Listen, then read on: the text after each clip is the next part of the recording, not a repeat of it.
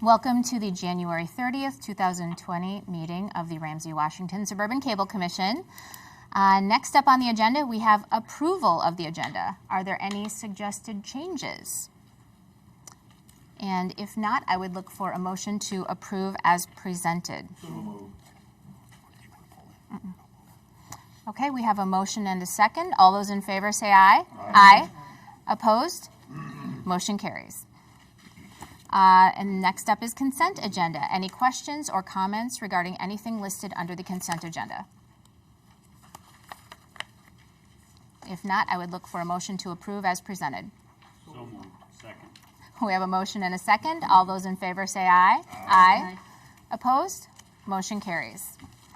Next, we have reports, and first up is chairperson. So I will start by saying that this being our first meeting of the year, I would like for people to consider committee appointments. And so if somebody is interested in being added to a committee or possibly switching committees, please contact either me or Cindy to let us know so that you can get appointed as appropriate. And just a reminder that our three committees are Finance and Personnel, Operations, and Legal and Policy. Next up, we have our treasurer, Ron. In your packet, you have the minutes from the Finance and Personnel Committee meeting. Answer any questions if anybody has any. Jeff. Ron, this is your first meeting as treasurer, letting the commission know how things are going there. I guess I'd like to ask, have you found anything in your first couple of months here that you're looking forward to changing? Is there anything that has kind of thrown up any flags for you as kind of the new guy there? And I think it's good that when we get new blood in there to kind of ask if you've seen anything we should know about. Yep. Everything is looking good. I have made some requests about us doing more forecasting long term, Okay. both in financial budgets and facilities budget. Okay. So I would like to see us adopt a longer term vision and picture so that we can do better planning.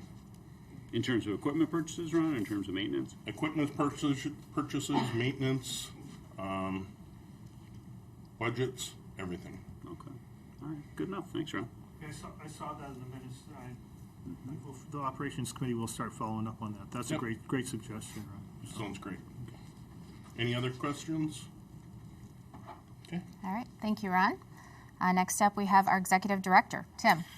Madam Chair, Commission members, everything that I would have to report on tonight is in subsequent aspects of the agenda, and so unless there are questions at this time, I would reserve my time for those things. I know that there's some folks, at least one in particular on the board here, who is under a kind of a time constraint, so I think it's important to move through the agenda. Okay. Thank you. All right. Then we will move on to operations update, and there are program logs and reports in your packets. Any questions or comments? All right, then next up are committee reports, and we have the minutes from 2 committee meetings. Any questions or comments? All right, then we will move on to our attorney, Mike. Thanks, Madam Chair. I have nothing to report tonight. Okay. Any questions or comments for our attorney? All right, then we will move on to the cable company. I know Carly Werner is in attendance this evening. Carly, would you like to speak now, or I know you'll be speaking later? Okay, great, thank you. Then we have unfinished business. And the first item under unfinished business is Resolution 2020-1, preliminary assessment that Comcast cable franchise should not be renewed. And just to give an overview of the order in which we will tackle this agenda item, we'll start with a presentation from Joe Van Eaton, who is our Commission Franchise Renewal Consultant. Then there will be an opportunity for Comcast representatives to comment. Then there will be an opportunity for public comment. Then we'll go back to Joe Van Eaton for his response. Then we will go to the Commission for questions and discussion, and lastly, consideration of action. So we will start with a presentation from Joe Van Eaton. Joe, are you on the line? I am on the line. Can you all hear me? Yes, I think we can. And you're on our screen too, so we can see you at this point. Right. I'm going to start with a PowerPoint and give me a moment to set it up. And you should still be able to hear me okay. And I'm going to run through the whole idea, go through the preliminary assessment as a background, and really address three issues. How does it fit into the renewal process? Why are we making a recommendation to preliminarily determine not to renew? And why are we asking you to act now? Basically, the assessment is part of the formal renewal process that you've actually been in for some time. That's actually involved the needs assessment that was conducted in part by CBG, the RFRP in October, and the Comcast response that was received in December. Once that formal response proposal was submitted, which was roughly December 11th or 12th, the Commission has, the communities, the franchising authorities, have 4 months to decide to accept the proposal as submitted, or to issue a preliminary assessment not to renew. So that 4 months would take you to roughly April 11th or so. If the preliminary assessment is issued, the authority can then commence a formal hearing to decide to renew or deny, to make the final determination. So the preliminary assessment is just a step. It's not the final decision. It's not deciding the franchise will not be renewed. And issuing a preliminary assessment does not prevent negotiations. In fact, we've worked with Comcast in several cases where after the preliminary assessment was made, the parties sat down and were able to negotiate and come to a renewal conclusion through a negotiation process. And of course, if that happens, the formal process ends. So the real issue that's before you is whether the proposal that Comcast submitted looks good enough to you to recommend that it be accepted as is, or alternatively, whether alternatively the choice would be to preliminarily make an assessment that the franchise should not be renewed and to go through the formal process. So just so you understand the formal process, each side is going to introduce evidence and can require production of evidence and in-question witnesses. And there's only 4 issues that are considered: whether the operator has substantially complied with the franchise and applicable law, whether the quality of the operator's service has been reasonable, and I'm sort of summarizing these, it's a longer legal phrase in the law, whether the operator has the financial, technical, and legal ability to perform as set forth in its proposal, and whether the operator's proposal is reasonable to meet future cable-related needs and interests of the community, taking into account cost. Now, in a formal process, you don't really ask, what did the city submit and negotiate? What did the community submit in negotiations? What did the community say? And why did you ask whether the operator's proposal was reasonable to meet the future cable-related needs and interests that were identified through that formal renewal process? And the recommendation with respect to the preliminary assessment analyzes the proposal in light of those very same factors. So I should also say that the proposal can't be changed for purposes of the formal process. So the Comcast can't, for example, change its franchise fee proposal to make it comply with the federal 5% standard. It's stuck with its proposal, which was for less than the full 5% of all gross revenues, all cable-related gross revenues. So let's talk about what we found that we thought justified the when we looked at past performance. One was a failure to satisfy what we think are customer billing requirements under the franchise and under FCC regulations. And that's something that's been actually a matter of concern to the Minnesota AG, who did not decide that Comcast violated the law, but also didn't decide that they were complying with the law. The AG settled on some notice issues with Comcast.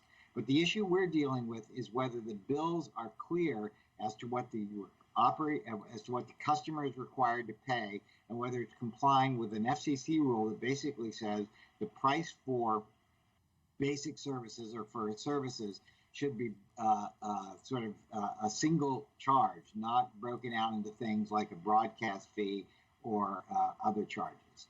We also, the CBG performed an analysis of the system and found a significant number of maintenance problems. Tim Finnerty also drove around and found a number of problems and alerted Comcast to those problems. Those are things like wires not being properly wound up, boxes, equipment boxes being unlocked and open, things that are not consistent with the franchise requirement that the system be maintained in good order and neatly.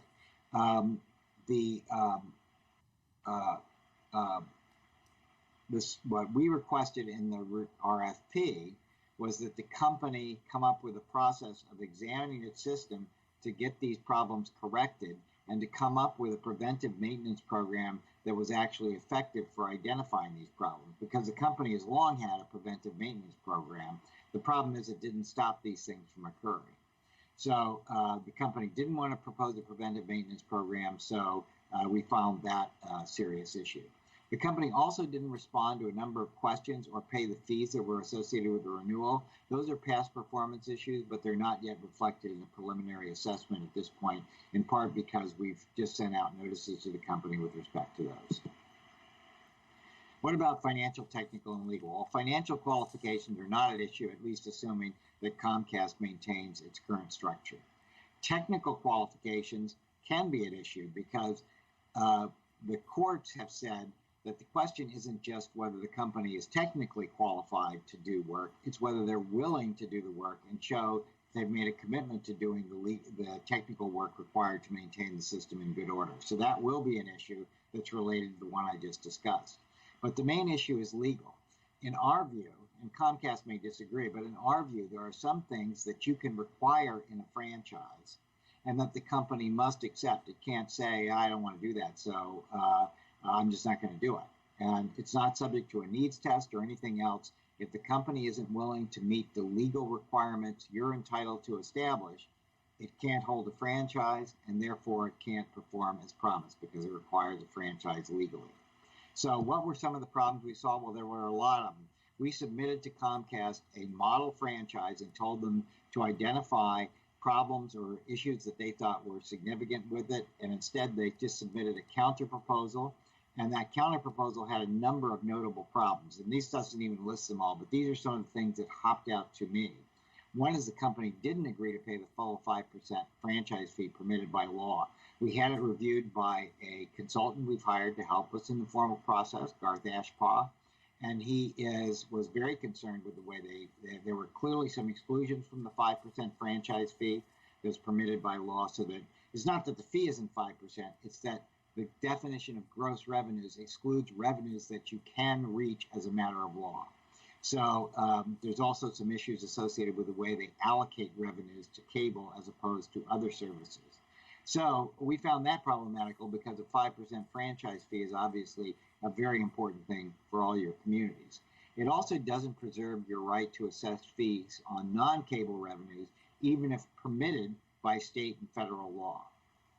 That's troubling as well, because we know that the companies are going to be using the rights of way more and more to provide non-cable services. The company insists on a one-way level playing field clause that essentially allows them to escape franchise obligations if you give authorizations to anyone to provide video services. And the problem is it's defined so broadly that it can include a wide variety of entities over which to whom you issue authorizations, but whose video services you have no ability to really control. And we've gone into that in some detail in the memorandum, but it's quite significant. And the proposal here is very different from agreements that they've reached and that I've worked with them on elsewhere that actually make it clear, for example, that wireless is not subject. We all know all the wireless providers provide some form of video service, but wireless is not excluded from the definitions here. And this out clause goes far beyond what's required by state law. State law includes a level playing field clause, and we do actually yield to that, obviously. But this goes far beyond it and gives them escape clauses from even the things they promised to do. They insist on locking in an FCC order that would allow reductions in franchise fees. That order is subject to challenge. We've discussed that in the past in some of the meetings. They didn't accept customer service standards you may impose unilaterally. We also think you can impose unilateral build-out requirements there may be a dispute on that legally, but we don't think their build out meets local needs and interest anyway. What about cable related needs and interests? Well, here's what we identified, and here's where some of the places they fell short. This is not comprehensive, I should say, both because of the limits of time and because I wanted to just run through this in about 10 minutes if I could. But here are some of the things that I've heard repeatedly from the commission and seen repeatedly in the CBG report. One was a need for service to residences and to businesses. Comcast doesn't agree to extend service to businesses. We actually think businesses are using Comcast and other cable operators more and more, and so that exclusion is more troubling, particularly in an area that doesn't really have a lot of alternatives for advanced communication system. We asked, a lot of the communities have said they want to have the system extended or available to their new developments more easily without significant cost to their residents. And we proposed a model under which Comcast would build out their system to a certain density and couldn't charge customers unless they could show that extending to them would be unreasonably expensive. And even if they made that showing, if the customer was willing to cost share, that is, pay part of the cost of extension, Comcast would have to extend to the customer.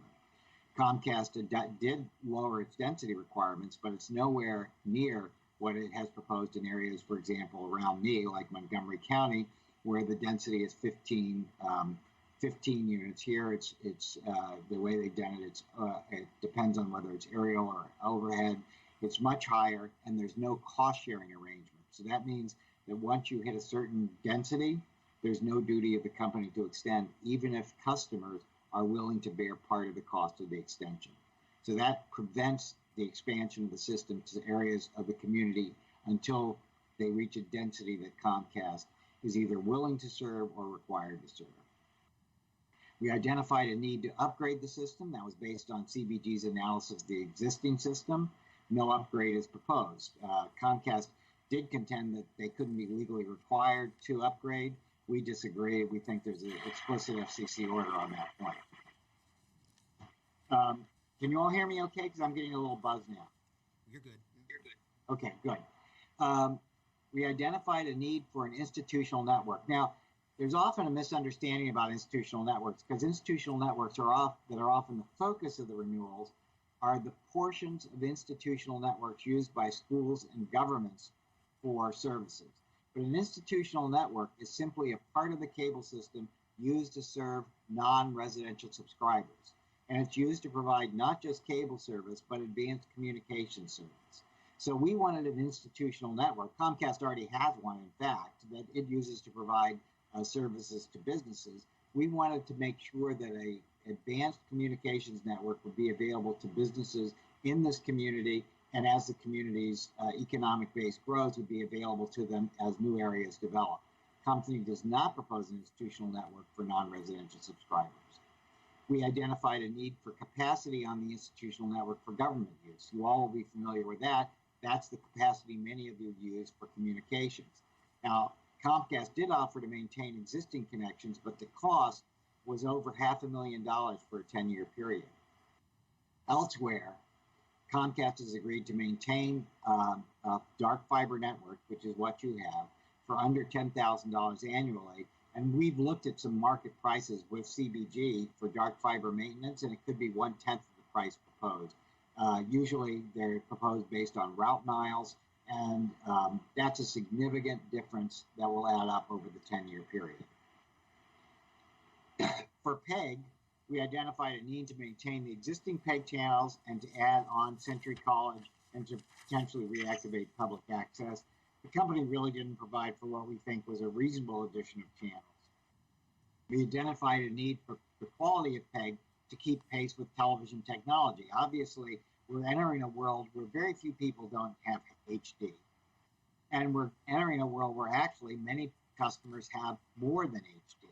They have 4K, and obviously, for whatever reason, the television industry is now moving to 8K television sets. So we expect the quality of television to keep improving and for viewers to demand higher quality signals. But the company would only provide 2 HD channels. The remainder would be standard definition channels. We wanted a PEG facility. You've got one now. It's but no PEG facility is really guaranteed by this proposal. The company proposed to do it through the funds they provide you for capital, but I'm afraid that capital would not be sufficient to actually replace what you have now with something else in the event this facility is no longer available. So it was important to keep the PEG facility. And then finally, aside from facility support, we asked for ongoing capital support. We actually suggested a support level of about $244,000, which would reduce what you're now receiving on a quarterly basis. That's a quarterly number. Comcast proposed about a half that amount and less as a percentage of gross than it provides in many communities. So the amount of support really doesn't meet what was identified by CBG as your needs on a going forward basis. Comcast kept pointing to your reserves, but your reserves are not only designed to meet some specific requirements that you've got budgeted on a capital side, but also a lot of reserves are. Excuse me, Joe. Hey, Joe. Can you just hold for a second? We just want to give a little bit of opportunity for we're cutting out a little bit on audio. Jeffrey, is this something that we just have to wade through, or?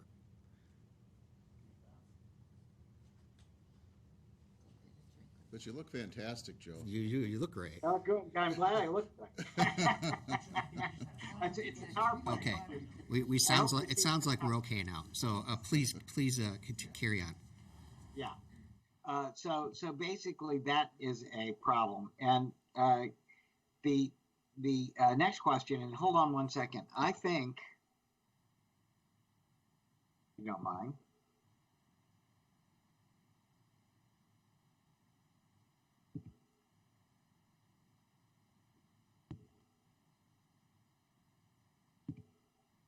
So as the last two items, so I was explaining the project as I'm sure Tim can explain better than I.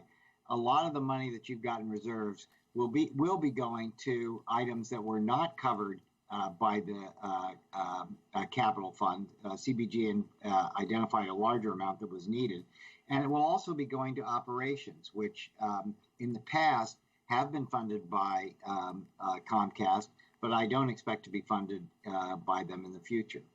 So that's sort of looking at all those things together. It didn't seem like this was a proposal you would necessarily want to accept as is, but it certainly justified a preliminary assessment of denial on grounds permissible under the Cable Act. So that is why you have a staff recommendation of preliminary assessment for denial. So the question is, why act now? Well, as I mentioned, you sort of need to make the localities need to make the assessment or accept renewal by roughly April 11th. The franchise expires on March 31st. And Comcast would probably extend the time to assess. It's not willing to extend the franchise and the associated agreements beyond March 31st, at least not yet. And it's not clear whether Comcast will continue to provide PEG support or satisfy other obligations after that date. Now, we believe it's required to do that, but absent an agreed upon extension, it's not clear where we stand. That puts a significant benefit or a premium on moving forward quickly so that we can get this process completed and get into a hearing fairly on a reasonably short time frame.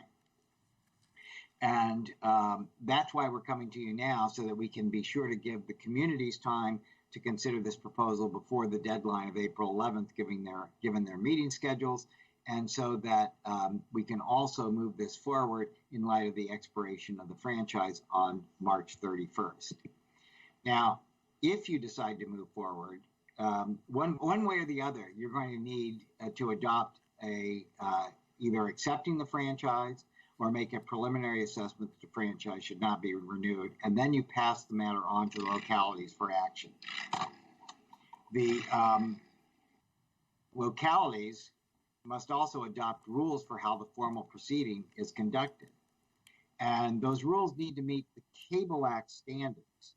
And what we've tried to do is come up with a set of rules based on decisions and processes that were adopted by other communities in Minnesota that have gone through the formal renewal process. And in this, I was significantly helped by Mike Bradley because Mike has developed procedural rules in the past.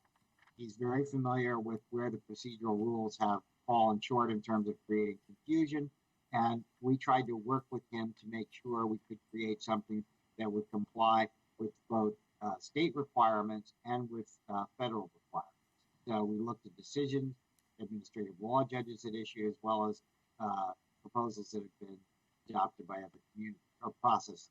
The major difference here is that we don't propose to appoint someone from the office of the administrative hearing officers from the state. That's an option for the community. What we're proposing to do is appoint a hearing officer who is outside of that office, primarily because what we're seeing in at least one of the surrounding communities is that the backup in terms of getting the process completed can add a year or two to the process. We think we could get to hearing in 3 to 4 months if we adopt the process and hire somebody independent. So that's what we've done. We have some proposed rules before you. I do know that Mr. Bradley does have some proposed amendments to those rules, relatively minor, but otherwise, those rules are also an essential part of the recommendations you need to give to the community so that should they decide to make it a preliminary assessment, the formal process can be quicker. So with that, I'm sorry, Joe, you cut out again. Could you just, you were just wrapping up, I think. yeah, I was just wrapping up. Can you see me again? Yeah, I can see you. Okay, great. So basically, I was just saying it's an important decision. It's important that you both make, when you make the recommendation to either accept or to preliminarily make a preliminary assessment not to renew, that you also adopt procedural rules so that the proceeding can move forward quickly and in accordance with an understood set of rules. So with that, I will stop and I'll be obviously available to answer any questions after the comments periods. Madam Chair, I was going to suggest, Mike, would it be appropriate now just for you to mention the rules proposed are in your agenda packet, but Mike has an amendment to that. Would it be appropriate now for you just to quickly go through that? Is that okay? Whatever you think. Sure. Yes, please. Okay. So in your packet, on Exhibit B, there are proposed rules in the event that you make a preliminary assessment not to renew the Comcast franchise, make a recommendation to your member cities not to renew. And on your table here, you should see these rules. So if you could pull those up, please, so that you can see them. And under paragraph 1A, there is a provision there about administrative hearings before the Minnesota Public Utilities Commission for rate cases, language in there. And I'm suggesting that we delete that. These rules, I can tell you, are based in large part on the process that the PUC follows for electric rate increase cases.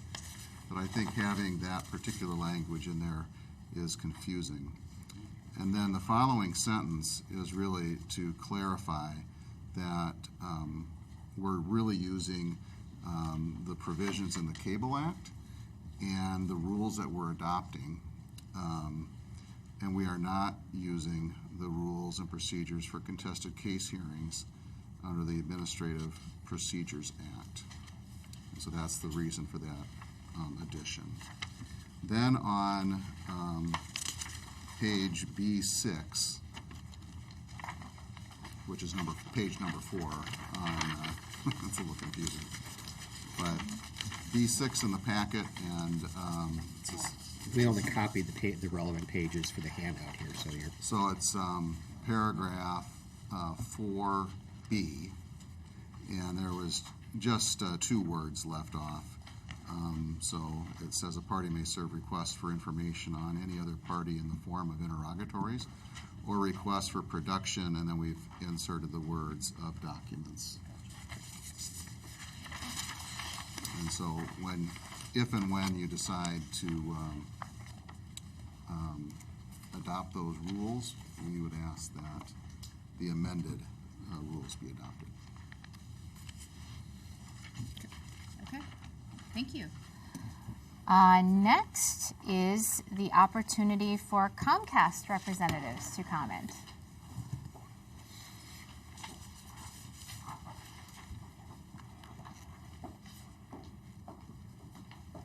And welcome Carly Werner of Comcast. Madam Chair, Commissioners, thank you. Is this on? I will be short and brief. There's just 2 things I want to be clear about. First is that I wanted to be sure you received a copy of the letter that our attorney sent today. I have additional copies if you did not get a chance to see it, but does a couple things, but most importantly, it outlines our strong objections to the procedures that are set forth in Exhibit B that Mr. Bradley just walked you through, especially and including the recommendation to appoint, what is an obviously biased hearing officer. So please read that letter for our objections to Exhibit B of the resolution. I won't go through them here. And the letter also expresses our objection to the resolution itself. And I'll just reinforce here that we strongly disagree with the findings and conclusions made in the resolution, that our application in response to the RFP does not support approval under the Cable Act. And applicable law, specifically the facts and evidence, do not support and will not support the thin reasons listed here for the basis of your preliminary and ultimate denial of our franchise renewal.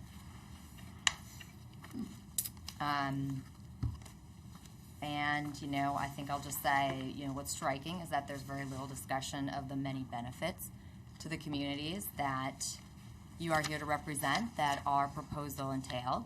Among other things, our proposal includes $4.5 million over the life of the proposal for PEG and capital facilities, a 5% franchise fee, 6 PEG channels, 2 in HD, the use of an iNet at a fair price, customer service protections consistent with nationally approved FCC standards and clear enforcement mechanisms, among many other things. And so with that, I'll just urge you to please read our proposal carefully, understand and consider the benefits to your community by accepting it, and understand the risks of rejecting it. And with that, I thank you for your time. Jeff? I have a question, Carly, before you go. The letter that you're describing, do you have copies of that for? I do. For all of us? Yep. Oh, do you? Okay, great. I'd like to have that hopefully right after here. And Carly, just so that I understand, you're not contending, and none of your statements that you just made contend in any way that the commission, through following this formal process and not agreeing with the first offer back from Comcast, you're not saying that we're violating the Cable Act in any way, shape, or form, are you? No, I'm saying that our proposal does not support the recommendation of rejection under the Cable Act. Okay, so what we really have then is just a negotiation. I guess I'm not sure about your We're not violating. question, but we're no, not we're violating under any we're under law, the Carly. cable. Yeah, we're under the but Cable we're not Act. violating any law, Carly. What we're really doing is we're just saying we've looked at your proposal, and it doesn't seem as though your proposal matches up very well with our proposal. So, no laws are being violated. We're just really looking to enter into a more, shall we say, structured negotiation. Would that be fair? That would be fair. I'm not saying you're violating the law. Okay, great. I was worried about that because it sounded like maybe we were there, so I wanted to make sure that was really clear. Maybe I can pose a question to both Carly and Mike at the same time. The rules under B that Mike described the changes to, are these rules under the Cable Act the Commission's do we have the sole power to enforce these rules, or does Comcast get a vote on these rules? Are they able to modify these rules? How does the imposition of these rules, how does that happen? Right. Madam Chair and members, the decision on whether or not to make the preliminary assessment not to renew a cable franchise is your decision. Under the Cable Act, then, you are required to hold an administrative hearing. And the Cable Act lists out several items that the commission needs to follow, but it's up to the commission to follow that. So what we've done is we've put together a process to recommend to your member cities and for you to follow that gives Comcast all of its rights that it has under the Cable Act, so that you can have a fair and efficient process. And we developed this process initially through the North Suburban Cable Commission, where we started really examining how other bodies handle these cases that would be similar. And the cases that we found that would be most similar would be electric rate increase cases. And that's the kind of case that allows for there's a lot of experts, and then there's a lot of pre-file testimony, and then there's an opportunity to submit the pre-file testimony, and then an opportunity then to cross-examine witnesses. And we felt that was a very good process. It allowed all of the procedural safeguards that are in the Cable Act to be followed. And then we submitted those actually to the administrative law judge in that particular case. And this was 3 years ago or so. And so the administrative law judge issued a decision that specifically addressed rules like that. And what the judge said in that case was that this is a quote from the order that he gave us. The administrative law judge restates his view that some of the hearing practices from the Minnesota Public Utilities Commission would permit the development of a hearing record on the Cable Act's renewal criteria in a fair, transparent, and cost-effective manner. These methods could enable the parties to assemble, condense, and refine a voluminous hearing record for easy review by the LFAs, and if need be, by the state or federal courts. And so that was really kind of the basis for the rules that are before you now. Okay. Maybe I should restate my question.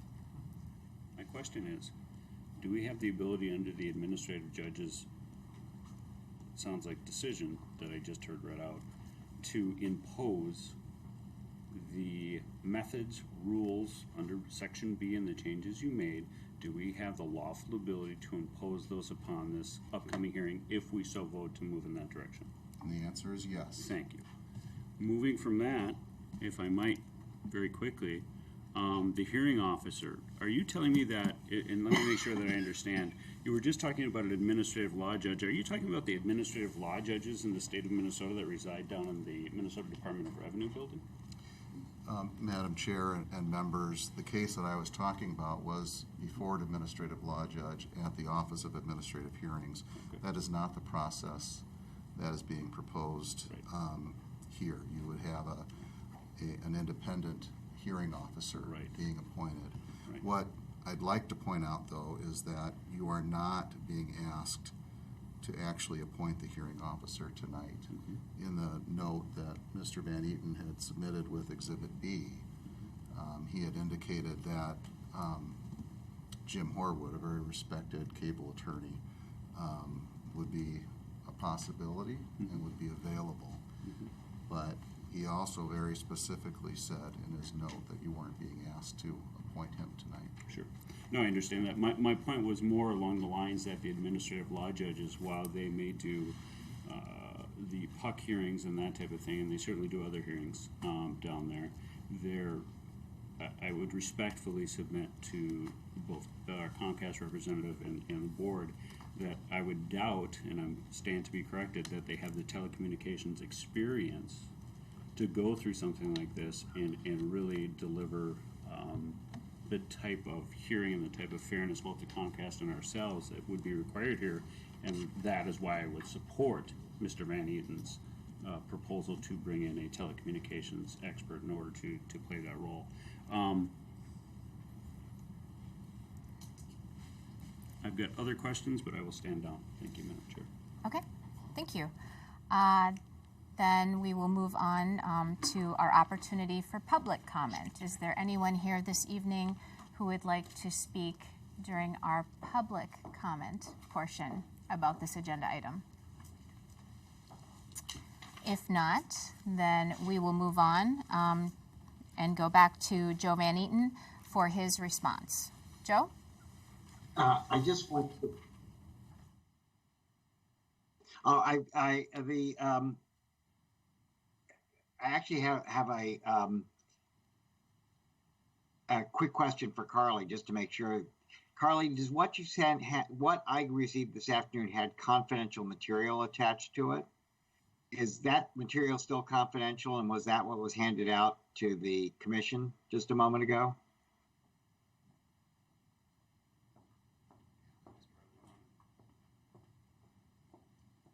Madam Chair, Commissioners, ran as fast as I could. I just have the letter. I took out the confidential material. Okay, There great. is an update to our application that contains confidential financial material, and that was sent to, that was couriered, and I believe you have that, Tim. It wasn't clear to me whether I was supposed to make that available in a meeting setting because of the, Fair enough, But and the that's why attorney's got that, so Yep, if there's and so something you that's have why to I share, brought we this, can yes. distribute it, right, Yep. And can I just clarify one thing to your question, Commissioner? And I didn't mean to infer that you were breaking the law. I was meaning to infer that the process that is set forth now, right, is that we go to a hearing, go through a hearing, build a record. Ultimately, what needs to be decided is if there is proper evidence, if you have properly rejected, if that's what you choose to do, our proposal for renewal under the Cable Act. And as Joe already mentioned, there are very specific reasons only that you can, make such an action, and that's what needs to be determined. And I am saying that the evidence under the law will not support the rejection of our renewal to provide cable services in your city. I hope that's clear. Let me clarify as well. That statement or that question was not made to infer that certainly Comcast is doing anything illegal. My question was meant to inform both myself and the rest of the commission up here as to whether or not what we're doing here tonight, Carly, from my perspective, is engaging in a little bit of a back and forth and talking about going into as I said before, a structured negotiation period.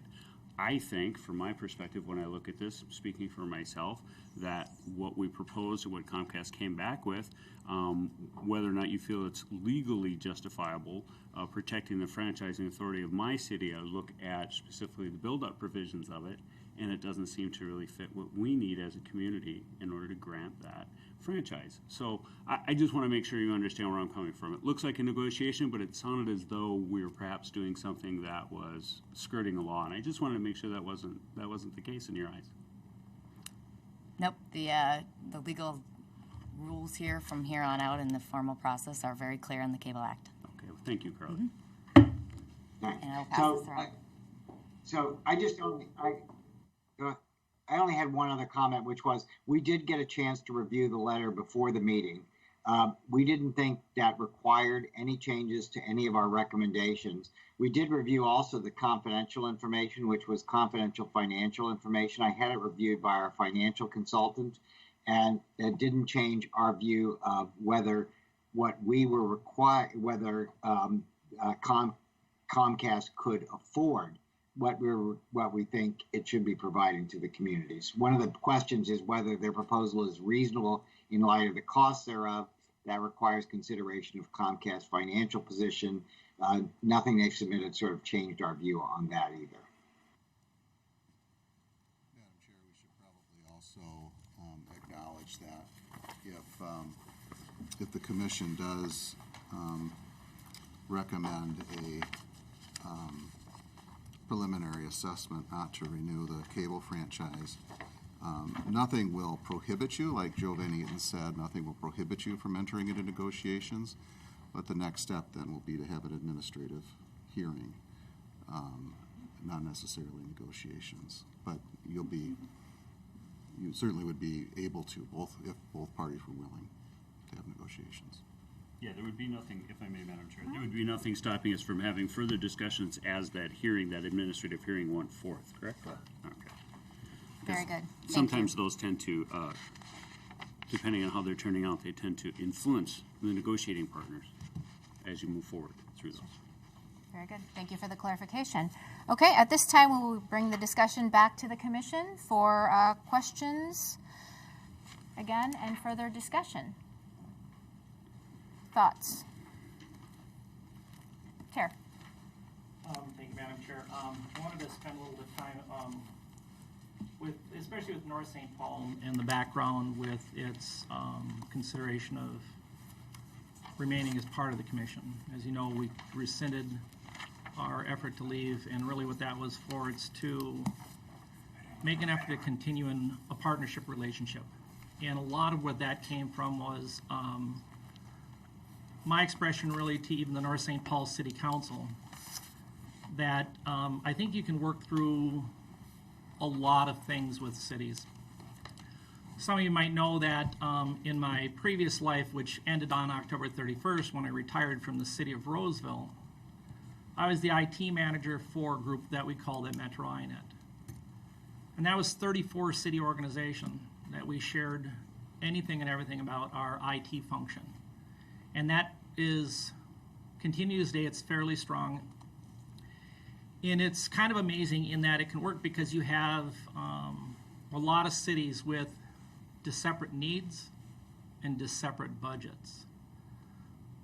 But the value I always found in creating that network, our first agreement was with the city of Mounds View 20 years ago, and I always kind of held to that because I firmly believe that the city of Lauderdale, which was the smaller city of our group, should have access to the same levels of technology as the largest cities, but they would not be able to afford that level of technology in themselves.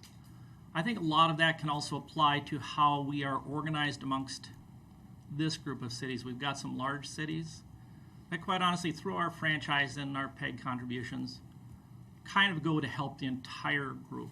Because a lot of the smaller cities, if they were to engage in this on their own, to get a franchise agreement, to get something that resembled any kind of access studio, it could never happen with a very small city. And I think if you go back into 1984, a lot of when we organized these cable groups to begin with, it was so we could at least have this universal kind of cable television penetration, if you will, to try to reach as many households as possible, instead of having individual cities try to do that on their own, or you'd have communities that would be passed by, ones that didn't have density where you could go down kind of on the street.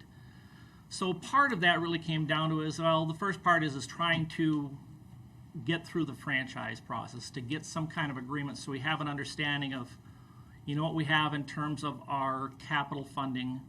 We have at least the ground rules again of operating within the right-of-way. And then from that, we can kind of work with the group and stuff. And as they mentioned with like the finance, it's, let's try to look at long-term budget strategies and see where our dollar amount.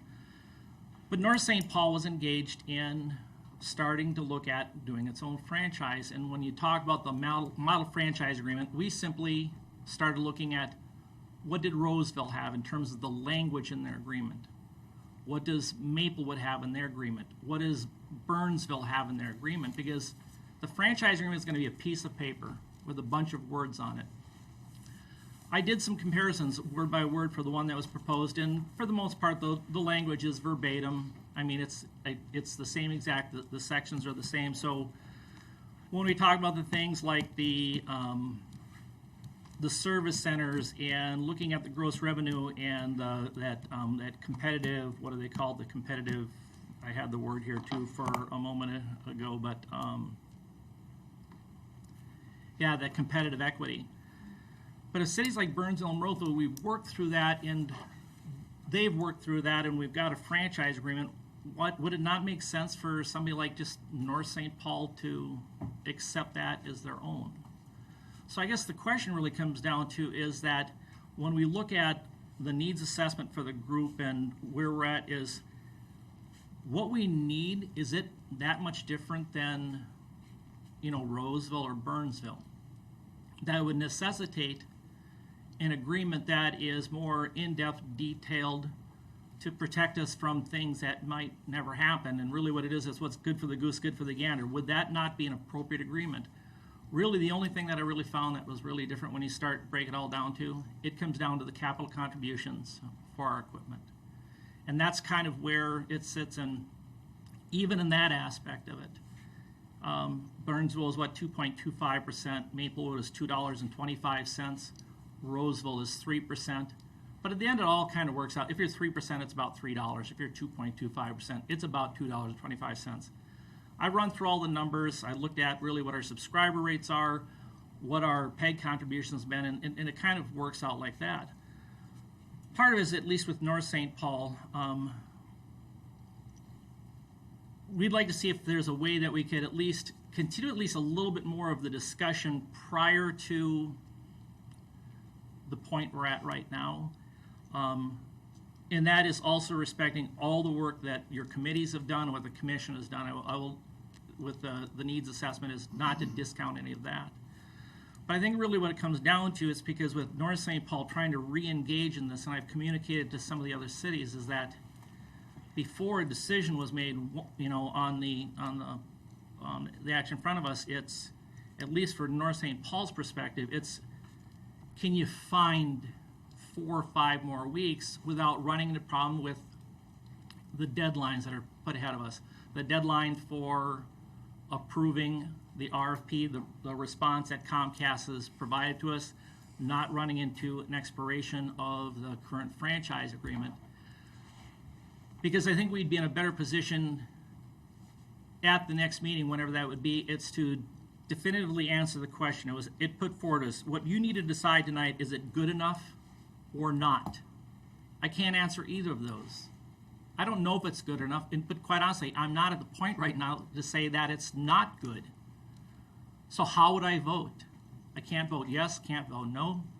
And really it is to try to see if there's a way that we can continue to at least address a handful of those points without at least the structured part. I do realize you might need to reach a point where you might need to have some more structured negotiation. But I firmly believe and hope that we might be able to get to that point with a little bit more discussion on the key parts, the franchise agreement, INET, the PEG fee.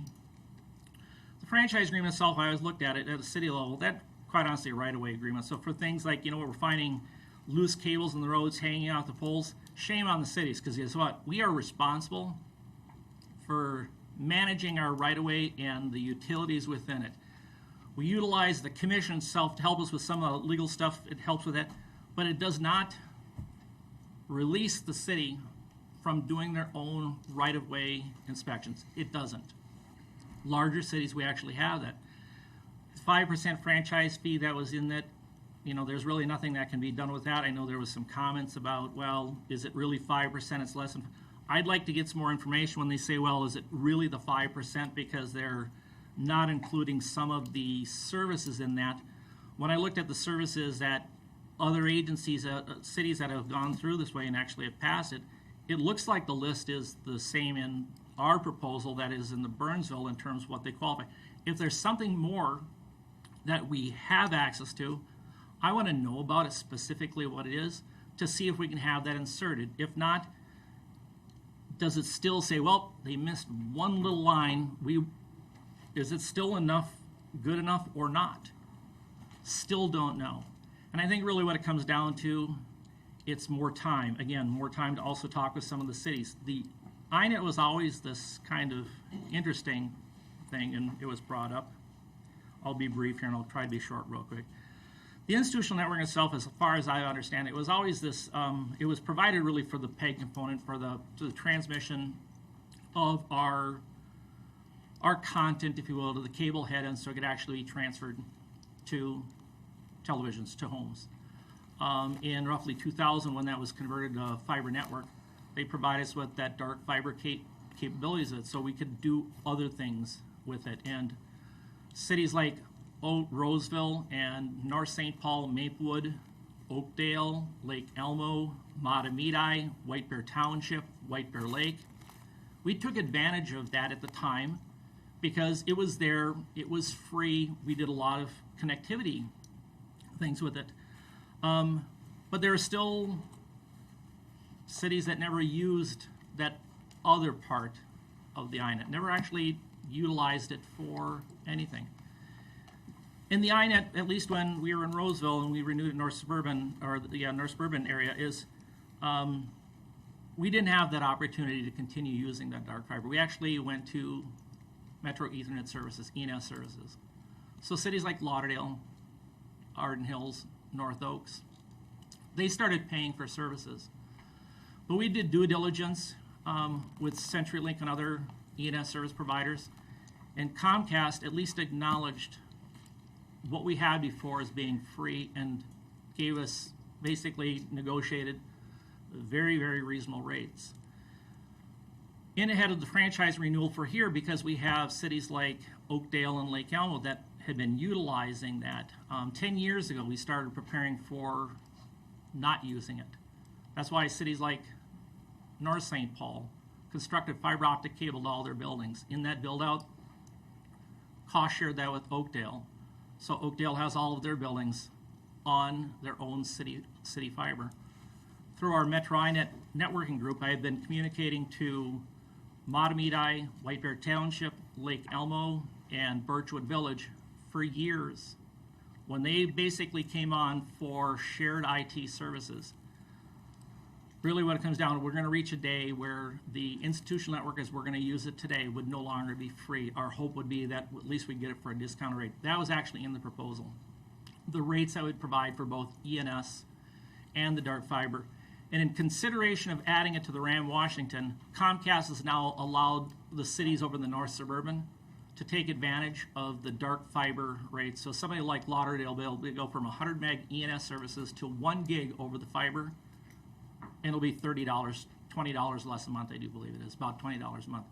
So really that's what it is. It's from North St. Paul's position. It's like, we can't answer good enough or not. We'll probably have to reach that point.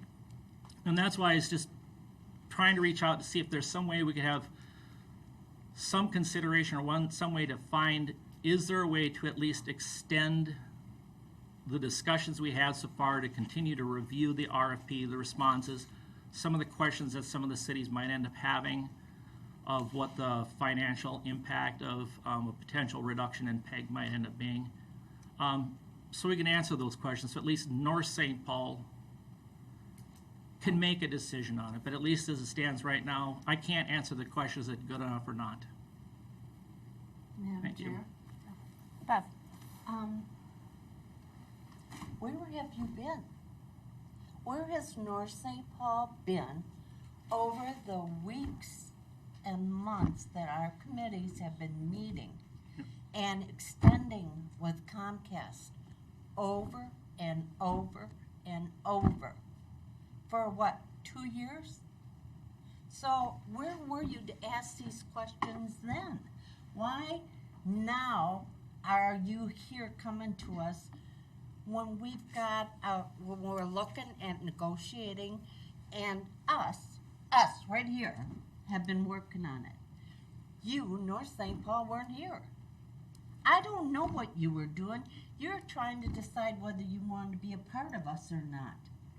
That left us out on the limb, you know, with 10 cities working. So please tell me where you've been that you can come in here now and say, well, come on, another 5 weeks. And I mean, you really? Yep, and I can preface it. That is why I am sitting here representing North St. Paul today, because I came out of retirement to be part of this process here, to help in what I firmly believed in, is that we work together with cities. That is what's changed. That was the commitment that I made to the city of North St. Paul, that I would commit my time to it. And it is the same commitment that I've made to the mayor of Lake Elmo and the other people that I had relationships with when I was actually employed working for the cities. And that's actually what changed. And that's why I kind of opened it up and stuff.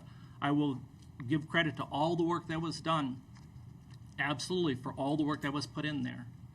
And it really just came down to this point because of the short period. I was only appointed 2 weeks ago, trying to get through all of this. And that's kind of really what it came down to, is to at least to commit to the process before we actually make a decision, instead of being absent from the process and making a decision on that. Because with a lot of cities, I've worked with some of the cities in this group for almost 20 years. I can respect that, but after being on the commission for as many years as I have, the one thing I have learned is do not turn a blind eye to Comcast or any cable company, because they're in it for themselves. And we have to always stay one step ahead of them, one step all the time. So what I'm saying is, they've got, okay, another get us another 5 weeks, because that's gonna give us a chance to maneuver around and do something else. And I'm sorry, but it's sleazy. That's why I'm angry, because we've been doing this for so many weeks. And we just want a fair negotiation for our cities, one of which, mine, is the smallest. And so you'll see me fight darn hard for my little city. I'm sorry, I didn't catch. Beverly Friend. From which city? Willerny. Willerny, absolutely. Okay, thank you. And I hope I made it clear, I'm sorry, I just read. And that was always my commitment. My commitment was to the small cities, to make certain that they had the same opportunity as the larger cities, and not to turn a blind eye to our smaller communities ever. Jeff? You prefer Terrence or Terry, or? It's Terrence, but I usually go by Ter, but a lot Ter. of people have difficulty with the Ter, so I figured we'll just start off with Terrence. Tear? I'll Absolutely. say tear. It's short for Rip. Jeff's pretty easy too. I took a couple of notes when you were talking, Terry. Thank you. And a couple of things you said, I just have a few questions. I want to get some things clarified in my mind. I will say that Beverly makes some good points. We have extended the franchise several times, 3 if I'm not mistaken, Terry. And each one of those franchise extensions was met with our corporate partner going out and meeting with other cities to try to break apart what is in effect, Terry, a union that puts together a negotiating power that negotiates with a large corporate entity. So we have to always keep that in mind. I don't feel that there's anything nefarious about Comcast. They're business like any other, and they're there to provide maximum value to their shareholders. I get that. That's fine. But that said, we still have to act as a unified body, and that's why some of the things you said I'm a little concerned with. So I'm going to ask you a couple of questions. You started off by saying that some of the small cities that were brought in would never be able to afford the services that they're able or that we get through conjunction here with our production studios and that type of thing. You're exactly right. And I would say to you, does NSP think they have the population to go out and negotiate the amount of franchise and the amount of support that we have to provide something like this for North St. Paul themselves? Is that where you're still with us here tonight? Ultimately, they'd have to try to make that decision, and it would be the same decision that somebody the size of Vadnais Heights made on their own, is could they sustain it? My discussions with, like Scott Dudek, has always been, you could probably make it on here, but it would not be the same, for the same reasons that when we had smaller cities in our IT consortium. They could do it on their own. Birchwood Village had their own network for the longest time, and they survived. was it what they really needed? I mean, or required given security and everything else nowadays? Not by any means. Okay. Well, what it looks And that like. and Go ahead. and that's sorry. what it came down. And what I just kind of referenced, and it was basically on the agenda too, was, at what point in time would Willerny be able to afford a production van for $1 million? Through a group, potentially they could, but not individually they couldn't. Roseville right. couldn't either. Yeah, and you couldn't either, nor St. Paul couldn't yeah. either. So And that's why we're all here. That's the point we're coming around to. That's why we're all here. That's why Beverly's here, and that's why Jeff from Grants is here, because we're not going to be able to afford those things, and that's why we're here. Now, laying off some of these things to other cable franchises out there, like I hear is happening around town. People have other people doing their jobs for them. I just don't think that's going to last. That doesn't seem sustainable to me. For a number of different reasons I won't get into here tonight. You spoke about INET passionately. INET seems to have been something that you were passionate about, that has served communities across our area. We'd love to use INET in Grant. It'd be great. If only we could get it extended to our town hall where we have all of our meetings. Or maybe if more than about a third of my residents could actually get cable, that would be special.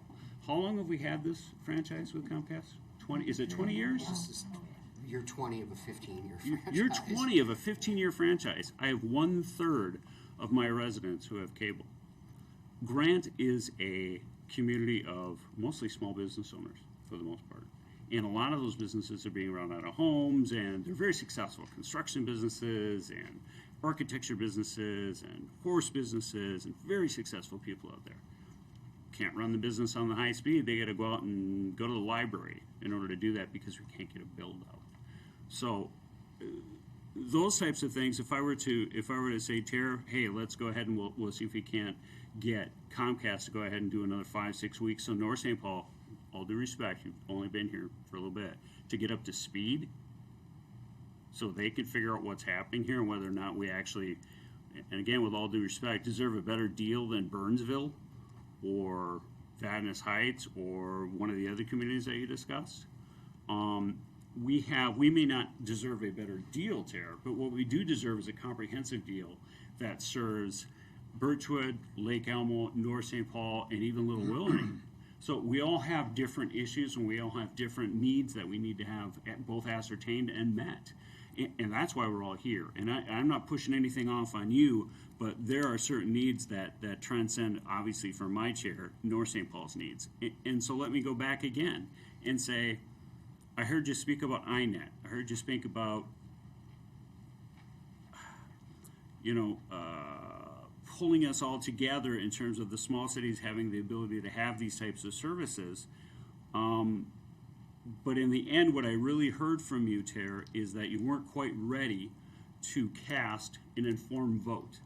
And I guess I would ask you, you've probably had an opportunity to take a look at our proposal to Comcast, take a look at their proposal back to us. You see what's happening here. So what exactly, if we could get you to tell us exactly what North St. Paul is trying to achieve differently than what we have proposed? I think it's a concern that a number of other cities had too. It's to look at, that the PEG fee and really how that affects our cable TV subscribers, and not only for our group, but at least in terms of kind of this kind of regional equity is, why is it different group to group to group? And is there some way to have that PEG fee similar to other cities in the metro, or at least the ones that are Comcast? And then trying to determine, so what would that impact? Because a reduction in PEG fees simply for capital, I've seen the numbers, it'll end up coming back that we would have to decide how to spend potentially some of our franchise dollars to supplement that. We'd have to actually take those two collectively and see how that works and how much of our current franchise fees that we're getting back have already been scheduled for other needs, and could those funds then be return back through the commission to sustain those operations that we feel are important to us. So if I may, you're really making an efficiency argument here, that the PEG fees can be more efficiently spread across local communities, because you mentioned before a 2.25 and then a 3% in Roseville. So you've got a 0.75 spread here just on these two communities. Correct. And why? Because of the changes in the acceptance of that. And what I was basically trying to figure out is, in terms of our capital needs right now, in terms of a percentage basis, where does that come out? Where does anybody know, if we looked at a percentage basis on the average cable bill, if we equated that into a percentage, what does that come out to right now? I'm just curious. I don't know. I'd have to look at the numbers and try to figure out. If we looked at, is it 2%, 3%, 4%? What do you think it's coming out to as a percentage of the cable subscribers? And I'm not going to do that right now because now my head's all full of this stuff. No, understood. Yeah. The point is, you're making an efficiency argument based upon the PEG fee, and you feel your subscribers are being overcharged for that PEG fee, as I understand it. It is not comparable. It is not comparable to the 2.25 and the 3% in Roseville. Okay. Yeah, and that's what the intent was, is to try to examine that, and quite honestly, to have, from my perspective, because I am new to this, feet into the fire. Yeah, but you got a lot of background, Tara, and I'm not gonna underplay you here. No. You got a lot of background. In a different aspect, not in the cable television. So thank you. Madam Chair, I've kind of been through this process for a long time, and I'm ready to move on to the motion myself. I'm going to move the commission adopt resolution in our packets as amended, 2020-01. Okay, we have a motion and a second. Additional discussion? During this time, as we go forward, we're still able to negotiate with Comcast. And this gets the ball rolling, and I'm agreeing with that. It's time to move, time to get going. And if I may, Mr. LaFoy is absolutely right.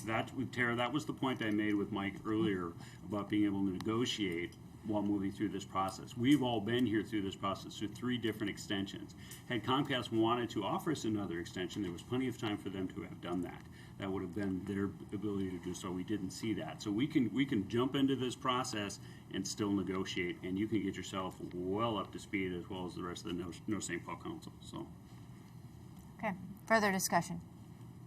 Well, the only thing I would say is that with discussion, you'll learn what's what, and then it can still be part of the negotiation. So.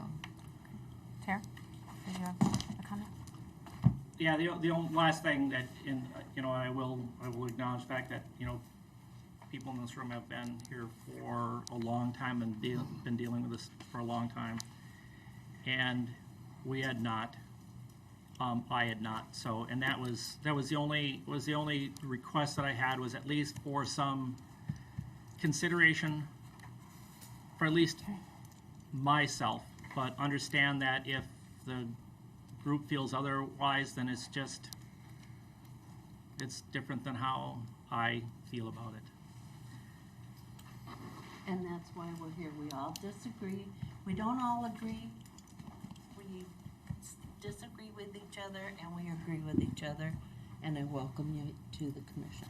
And thank you. And Tara, as I understand it, you did have an opportunity to speak with the Comcast representative before this meeting, and had they wished to reach out with an offer of some sort of a extension, we would have heard about it at this point.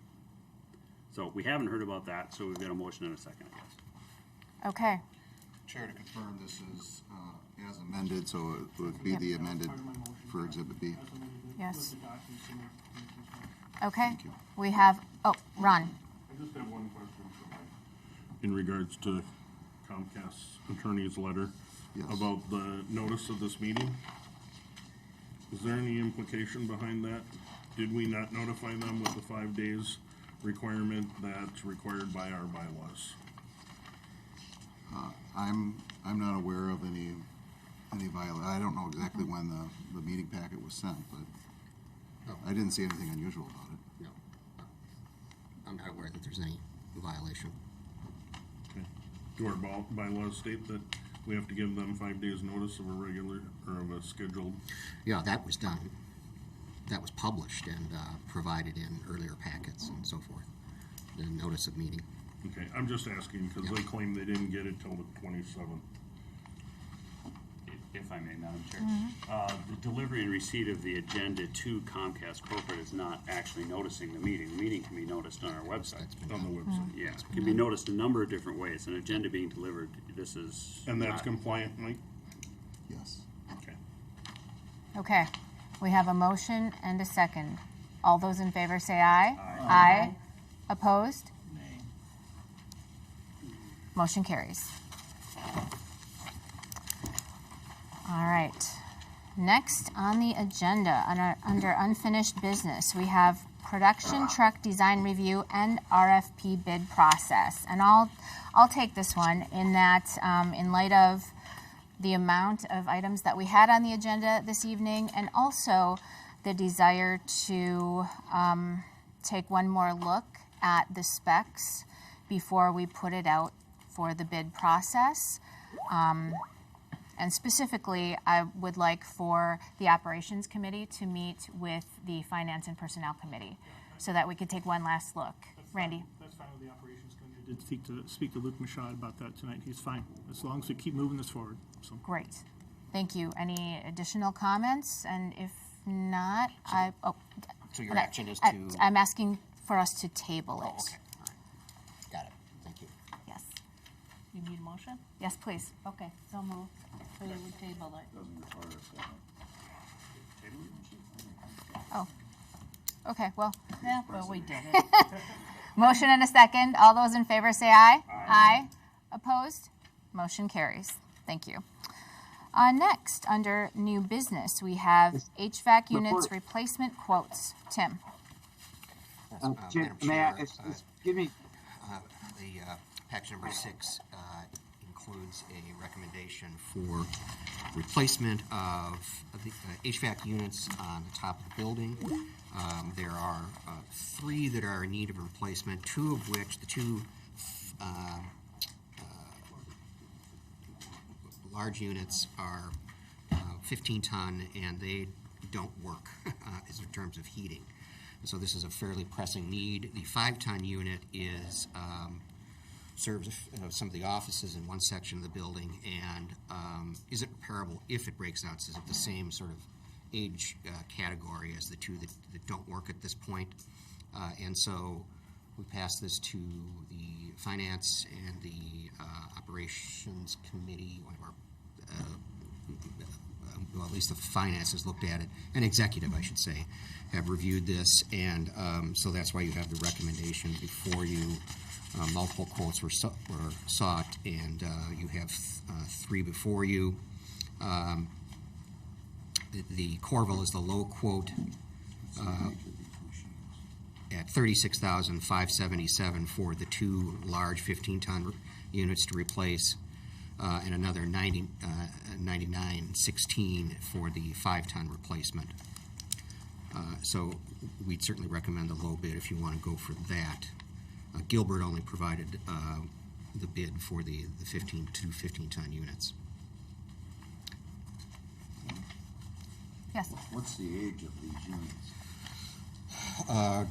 Jeffrey, this is I think it's original to the building. I'm guessing. Jeffrey can talk more about it. He's dealt with the Yeah, the best guess from some of the HVAC guys we talked to is as early 90s possibly. They didn't have an exact date that they could give me on anything, but they're extremely old. So. Jeff? And we're quoting on all the exact same carrier units, right? So the exact same thing we're quoting on. Right. Correct. Great, just wanted to be sure. Excuse me. Yep. Wait, I was first. Yeah. Yep. Sure. Bev, my question is has anybody approached the city of White Bear Lake to see if they chip in? Well, the answer to that is that White Bear's lease with the tenants here places that responsibility for the units on the tenant. Who's the tenant? Well, Comcast? Comcast is the tenant, and then we sublease. So, I mean, we asked Mike to kind of re-examine that lease, and as I understand it, Mike didn't find anything in there that would allow us to seek that as a remedy through the lease agreement. So, Okay, thank you know, we've been here since 1993. There's been our group, so we've got a lot of mileage out of these units that have been there, so it's not as though you haven't used up the ones pretty good that are already up there. They were all carrier units? Yeah, all three of them are carriers. Karen? Believe I'd so. just like to know why there's such a big difference in the bids. Is the low one missing something that the high one has that we would want? Jeffrey, There's so the NCS one is much higher. I can't say to their prices, but the Gilbert and Corval they're within about $150 of each other. So what Gilbert didn't do is include a replacement for the 5-ton unit. So. They did. They did. They It did. is Oh, in Gilbert there. did? Yep, it's in there. They're actually the low bid, I believe. When you add Yeah. both Oh. together. Yep, I'm there's sorry. 46,322, Yep. and then the Corval was 46,493. Yep. So I'm sorry, Gilbert's the low with the 5-ton replacement. Correct. I missed that on my cover page. I apologize. Jeff? Yeah, just real quick, and I'm sorry to get off topic here real quick. Mike, do we have what's called a triple net lease on this? Is that what we're dealing with, where the tenant is responsible for all physical upgrades to the building? Or physical maintenance to the building? Yeah, I'd have to go back. That's what I'm looking at. Is that what you're looking at? And, No, and the reason I bring this up, just real quick, let me get this out and I'll shut up. What's coming up next then is the roof, because this is a flat roof, right? Yeah, this is a flat roof, and that's a very expensive roof. The city did replace that probably 10 years ago. Okay, well, under The city- triple the net, city you're, went- you're gonna have a roof expense, and that's why I'm asking Mike. Just to make sure that wasn't there, because if there is gonna be a roof expense, we'll need to start budgeting for that. The city did recently do some repairs on a roof drain we had leaking, so I believe, at least the way they understand it is, they are covering the roof and structure of the building. So all I'm asking for is just a review of that lease, Yes, so we that's can do something that. we need to let Ron know in terms of his planning, in terms of our finances moving on, if Yes. that roof is gonna be ours. It's very expensive. Thank you. Les, did you have a comment? Well, I was curious about the manufacturing of the air conditioning units. I would really like to see a U.S. company get the material. Is Carrier not a U.S. company? I think it's in Mexico. Well, everybody went to Mexico. Well, we could certainly, if we can get some, I don't know the other manufacturers that would Well, qualify. there's Heil, H-E-I-L, which is, That's not American, oh yes, is it? yeah. I thought it was. It's one of the best air conditioning units in the country.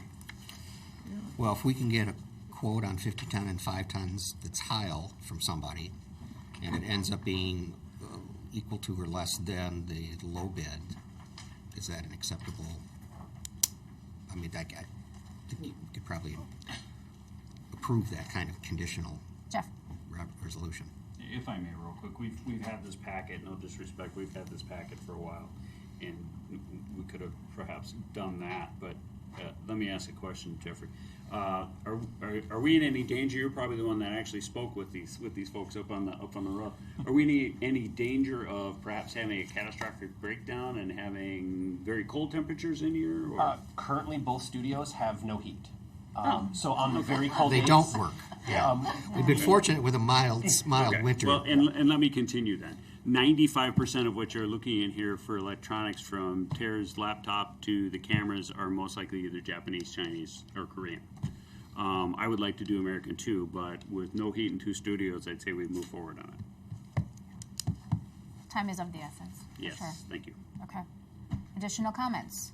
Does the Corval have new thermostats? I would have to look at the quote. I know that Gilbert excludes them. but I didn't know. They seem to be replacing everything else, but I don't see them listed on the Corval, so I'm just curious. Then probably not. They were very explicit of what they're offering. Gilbert was the only one that was to list what they were not going to include. Okay, warranties are exactly the same. I believe so, yes.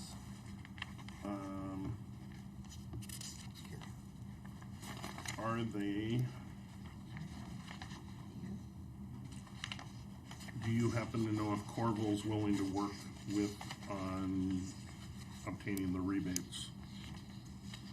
I did not ask about the rebates. He just brought it up as they are possibly available, but he didn't have an end date on them. So by the time we get to there, they may or may not still be there. He just threw that in there as an extra incentive.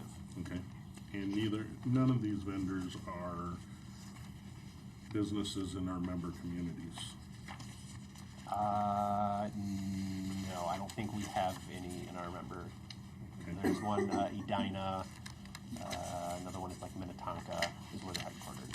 Okay, thank you. Jeff? Are you aware that the thermostats within the studios or in here are defective in any way, or is it the units up there? Is that what you were told? It's just the units. Just the units. The thermostats had been replaced not too terribly long ago, maybe 5 years or so ago.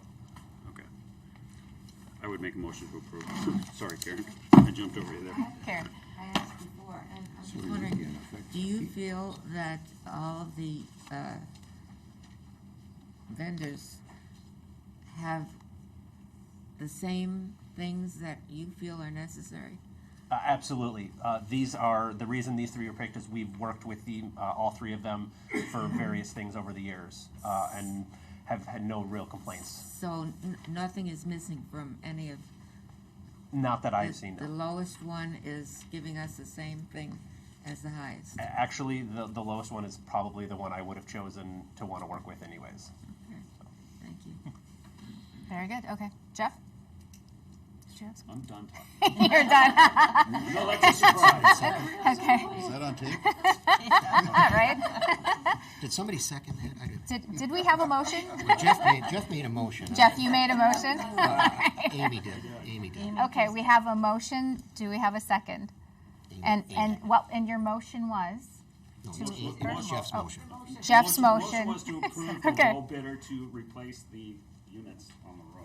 Okay, and that is inclusive of the 5-ton unit as well? Yes. Okay. Yeah, get it all done. Okay, we have a motion and a second. Thank you. All those in favor say aye. Aye. Aye. Opposed? Motion carries. Thank you, Jeffrey. So we're going to- All right, next we have 2019 Audit Services Contract. Tim?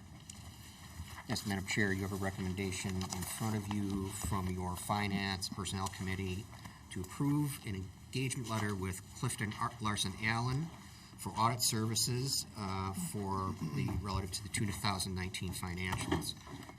Audit fee is $11,000. This is something that would be covered, it has been covered annually under your county auditing line item in the budget. And this is essentially the same proposal that, in substance, that you had previously from Clifton Larson Allen. They've done your audits for several years now. And the Finance Committee wants to seek some quotes going forward for future audits and look at, multiple year arrangements. But for 2019 audit, this is what's before you and is here for recommendation. If you approve it, we'll get the audit stuff needs to get started pretty soon here, and so that you're done in a timely fashion. And that's helps determine the refunds to municipalities of extra franchise fees. So we usually like to get that started soon. All right, discussion. Or possibly a motion. So moved. We have a motion and a second to approve as presented. All those in favor say aye. Aye. Opposed? Motion carries. Under other business, we have 2020 budget adjustments. Tim? Thank you.